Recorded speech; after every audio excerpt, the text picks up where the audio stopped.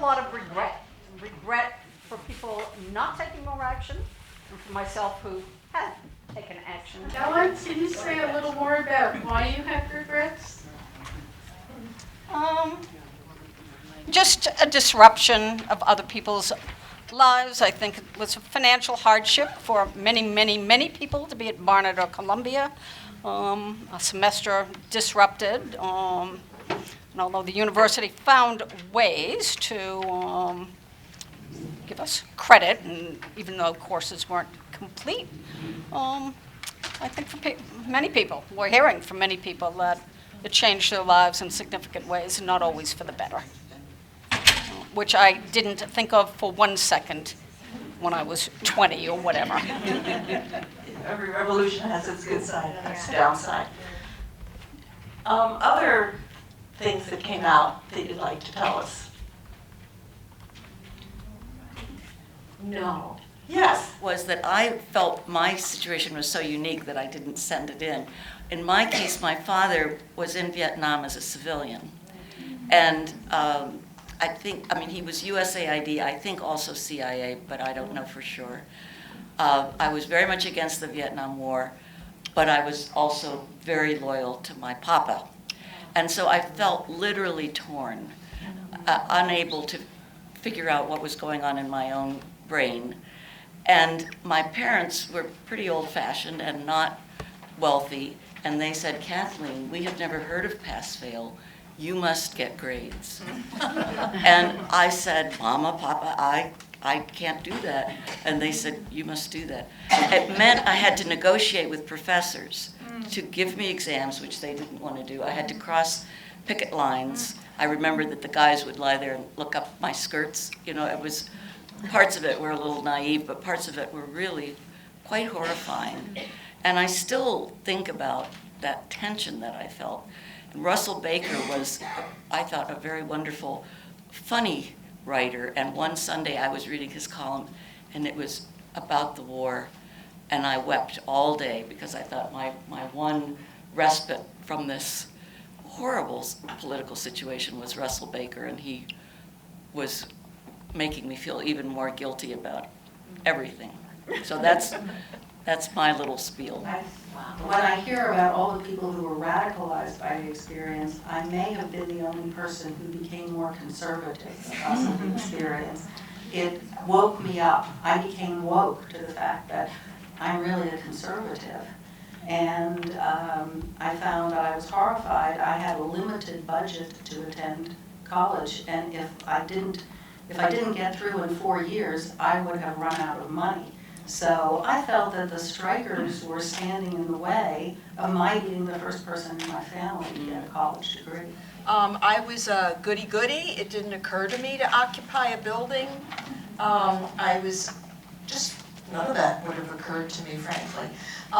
But the other piece of this was after the police bust, because I was radicalized by the police bust, having seen it from my window and having been horrified, and it was a whole different concept to me that the police could be hitting people indiscriminately like that. Afterwards, I was part of student government at Barnard, and so we met with the president and the deans. We formulated a plan of action.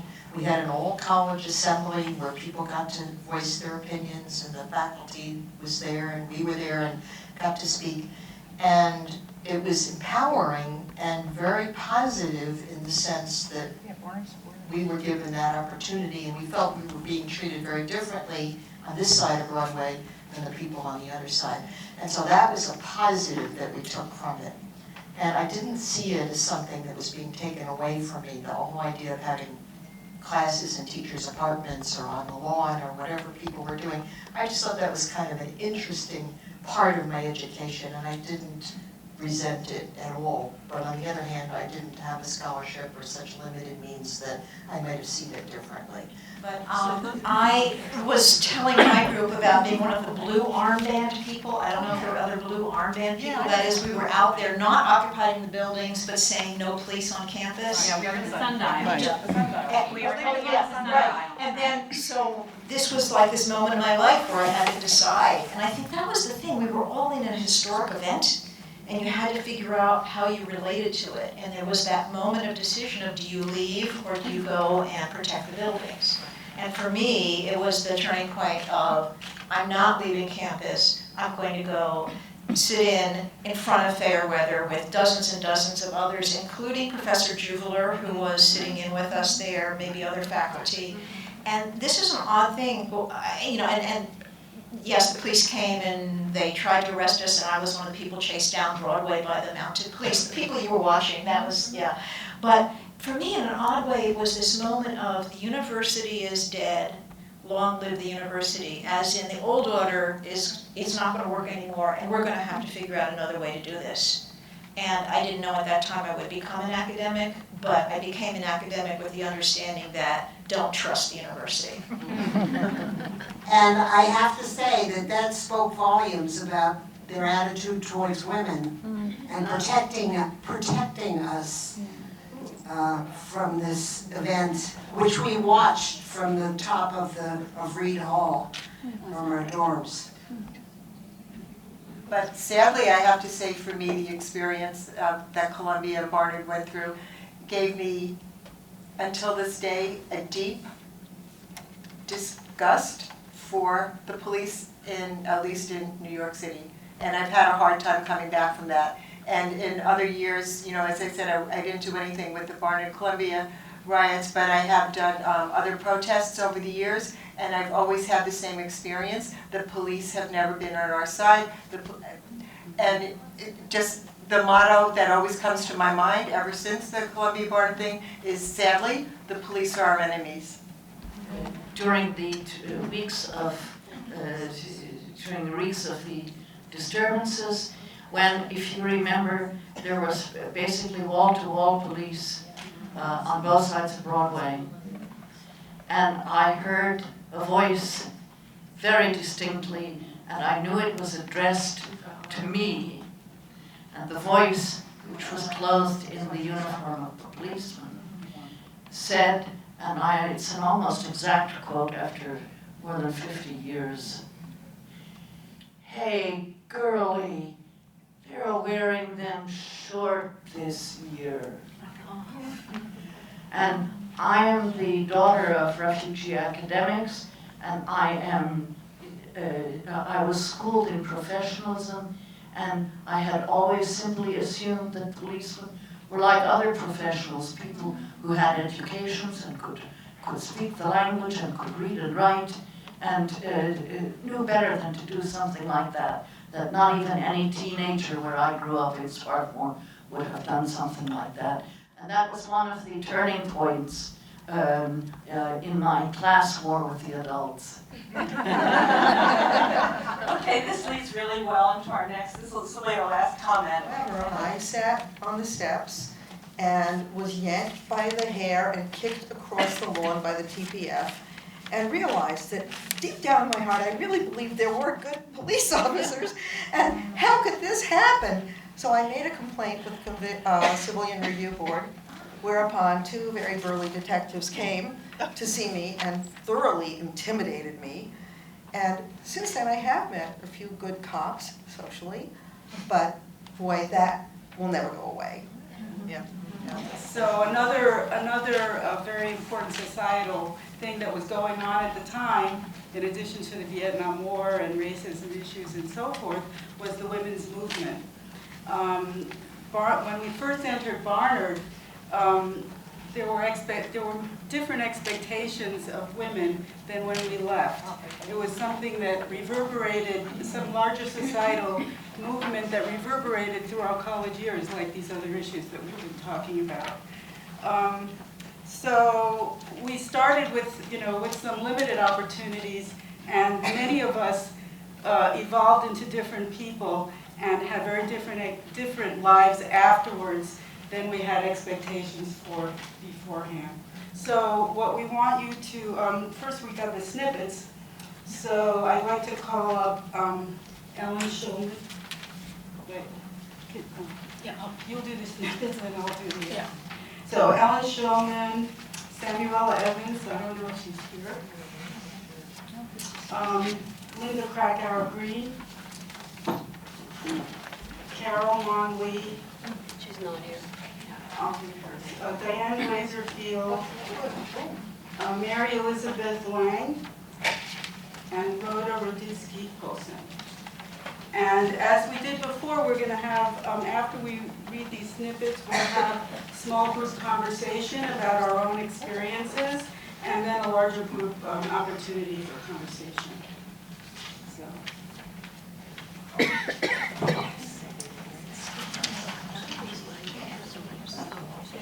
Where's the mic? Sure. Where? Where is the Okay. Okay. My name is Ellen Schulman-Lapson. I don't think it's not on. Push the button so it's green. My name is Ellen Schulman-Lapson, and the story that I have is about a pre-feminist tradition at Barnard, which we encountered when we arrived. In 1965, when we arrived on campus, we faced the old Barnard tradition called posture correctives. Some of you may remember it. Professor Jeanette Roosevelt, a wonderful, wonderful professor, examined freshmen in the gym. She was dressed in black leotards and tights, in which she always looked smashing. Her hair in a neat bun. She used tape measure and meter stick to record our baseline postures. Since I was a high school slumper and generally in pretty poor condition, having shunned gym all through high school, I had to take the posture correctives course, and it was a gem. It was a gift from Barnard to me. So it consisted of modern dance floor exercises and yoga. And it started me off, it completely remade my posture. I have had a lifetime of good core muscles and wonderful posture as a result. And sadly, Barnard eliminated it in the 1970s as a result of a new feeling of feminism, which was that perhaps was based on the idea that the school should not be so much involved in our lives, should not determine our values. I'm going to read the snippet of Sammy Evans. I arrived at Barnard with my black A-line dress and pearl necklace. I had never owned a pair of jeans or sneakers. I didn't have much money and worked all the way through my 4 years at Barnard. I was a junior when I finally sprung for a pair of blue jeans.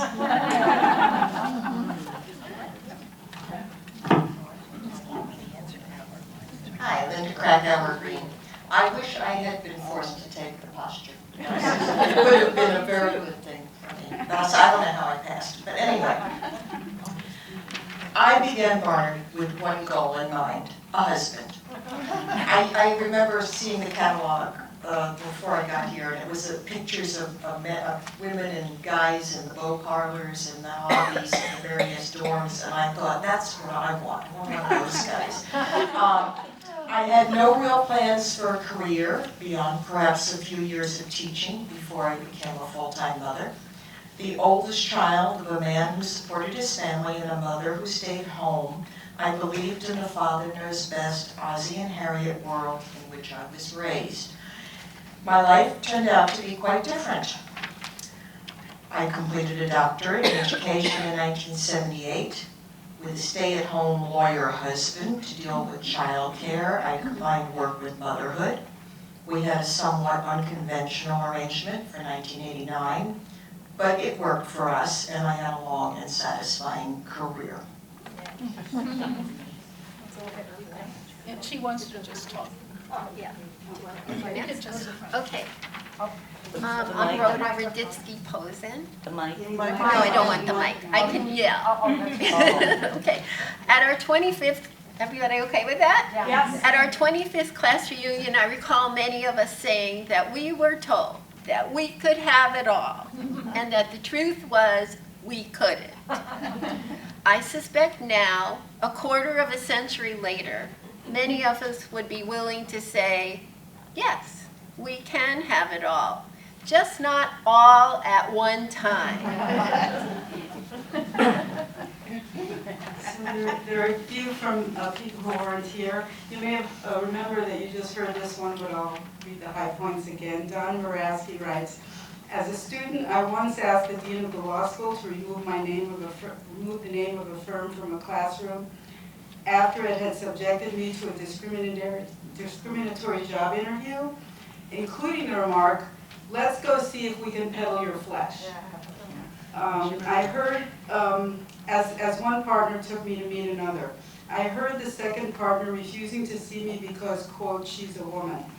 The dean did not remove the name, but did speak to the firm.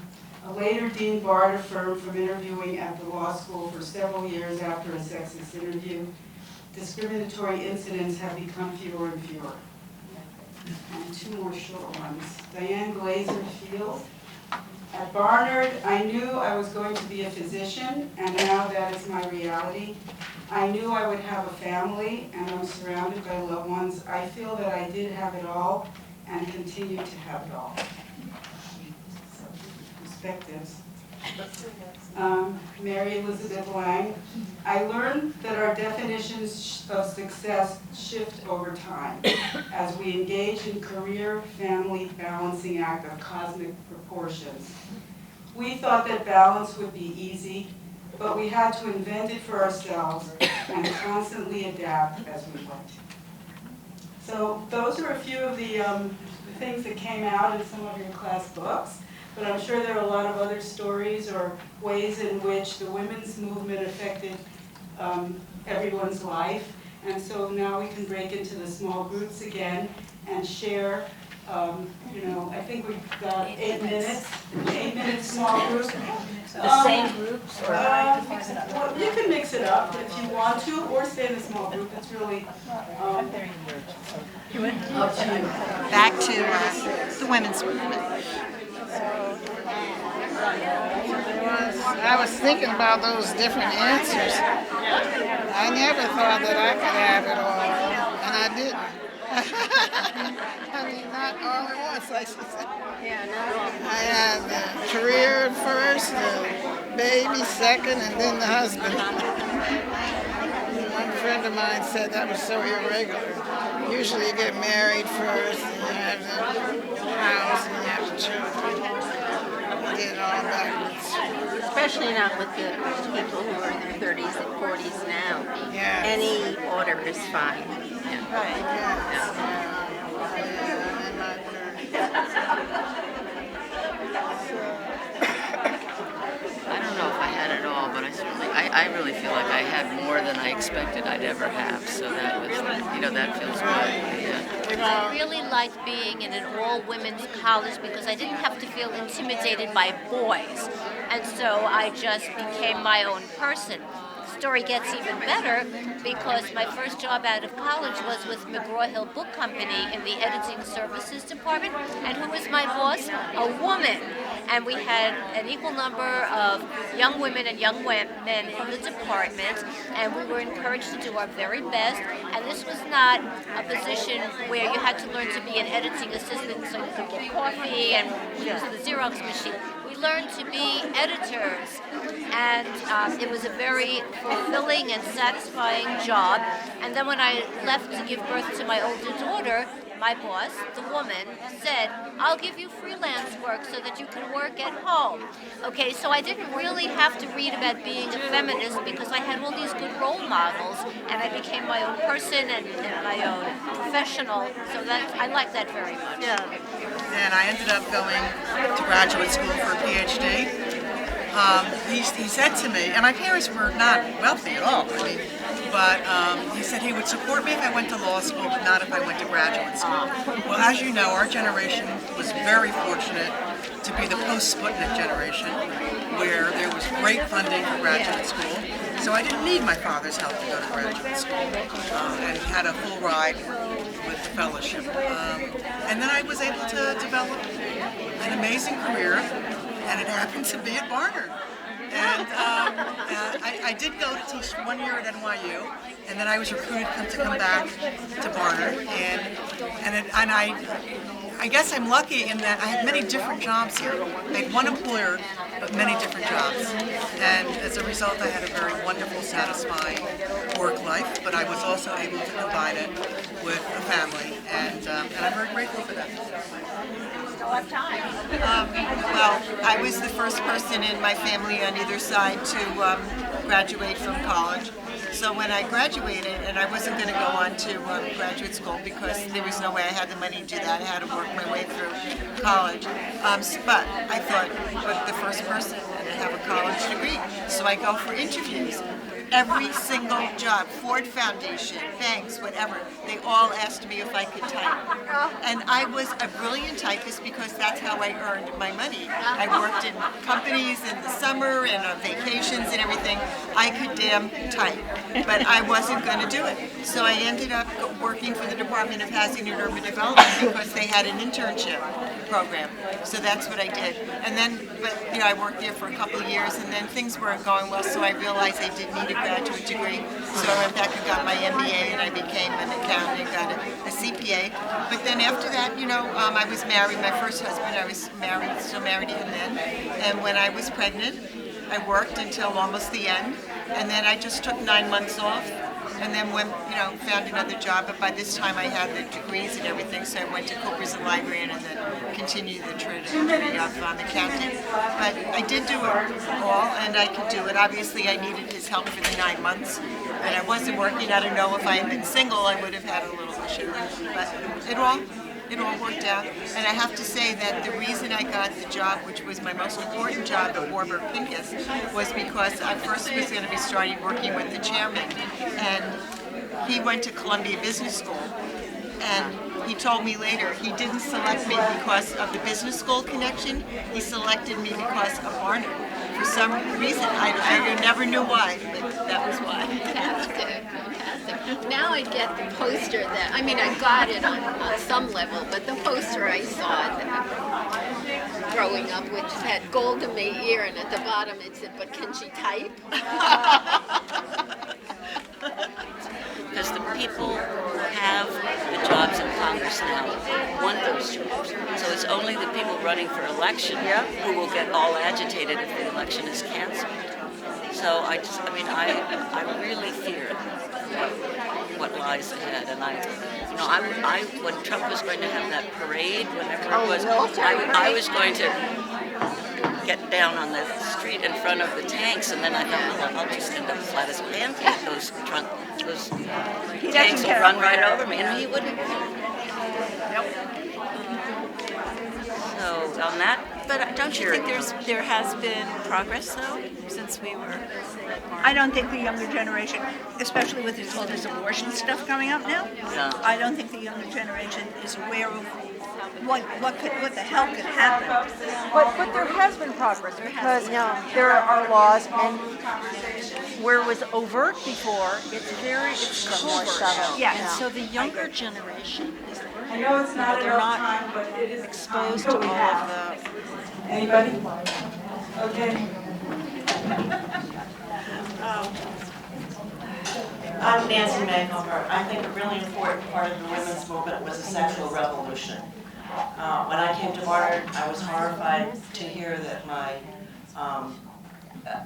a friend of a friend was sleeping with her boyfriend. 2 years later, I was looking for a doctor to get birth control pills. And how many of you went looking for birth control pills when they were finally available? I think it really changed our lives and changed our opportunities. There is a bench on the campus, a marble, it looks like marble bench that's inscribed with all kinds of interesting statements. And I looked at it carefully. I don't know its history, and I would like to find out. But some of them resonated, others I thought were odd, but the last one I looked at said, murder has its sexual side. That gave me such pause. And I just thought of it when you said that. I mean, I would love to know where that came from. Take it away, please. I had two women friends, one here and one from high school, who had, terrible abortion experiences. And I do remember, and I even remember her name, the woman doctor who had an office in the village who dispensed birth control pills. And if anybody wants to ask me who she was, I want to know if anybody has that name in her head. And I will never forget her. What was the name? Her name was Anna Manska, M-A-N-S-K-A.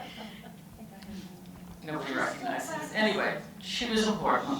What I remember the most about being a woman and being involved in the Columbia strike was just that I was angry all the time. I really felt that I was right there in the midst of everything, but I really didn't know what was going on.